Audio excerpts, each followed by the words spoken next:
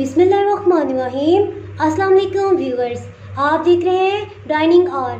आज मैं आपसे झटपट बन जाने वाले खोए की रेसिपी शेयर कर रही हूँ। इसके लिए जो चीज़ें दरकार हैं वो कुछ इस तरह से हैं।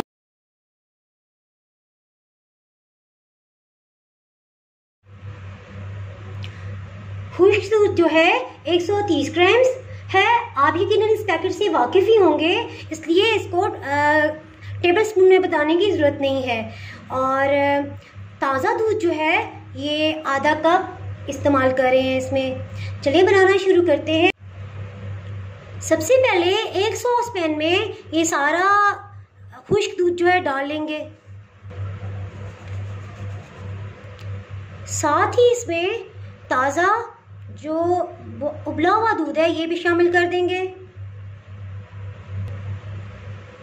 इसको इतना मिक्स करेंगे कि कोई भी लम्स या गुठलियां इसके अंदर बाकी ना रहे।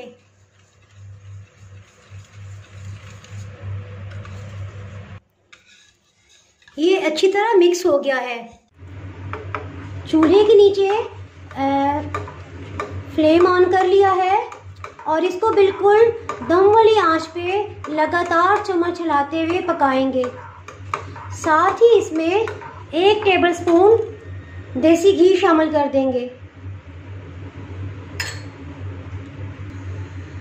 खुश्क दूध बहुत जल्दी पैन में नीचे लग जाता है, इसलिए इसको टोटली जो है वो कम से कम जो आंच है उस पे हम पकाएंगे।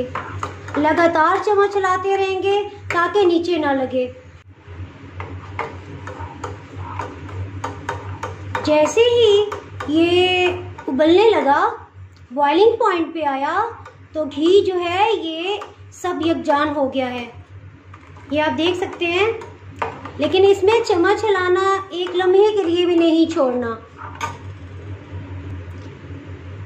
एहतियातन इसको मैं नॉन स्टिक पैन में डाल रही हूँ ताकि ये सिल्वर स्टील में अमूमन जो दूध और खुश्क दूध आमतौर पे नीचे लग जाता है। मैं नॉन स्टिक में इसको डाल रही हूँ।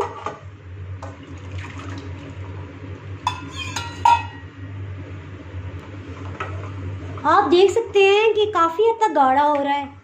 जब तक इसमें से दूध टोटली खुश्क नहीं हो जाएगा और खोए की में कन्वर्ट नहीं हो जाता, उस वक्त तक हम इसको लगातार चम्मच हिलाते हुए पकाते जाएंगे। ये काफ़ी गाढ़ा हो चुका है, जैसे गाढ़ा कस्टर्ड होता है। अभी हमने मज़ीद इसमें से दूध को खुश्क करना है।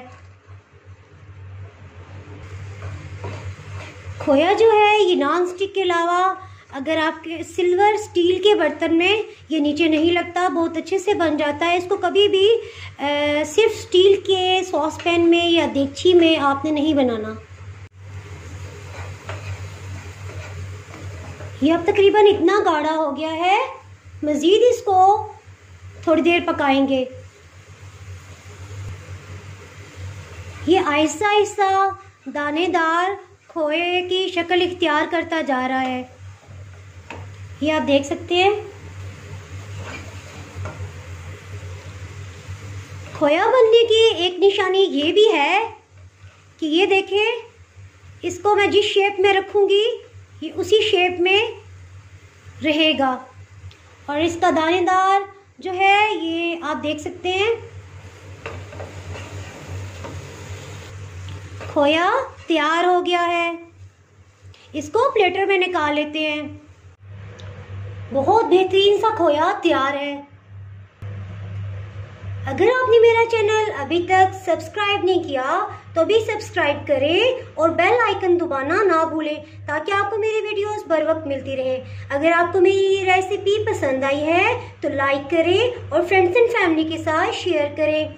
आप कमेंट्स में ज़रूर बताइएगा कि आपको ये रेसिपी कैसी लगी। अब इजाज़त चाहती हूँ। अल्लाह हाफिज़।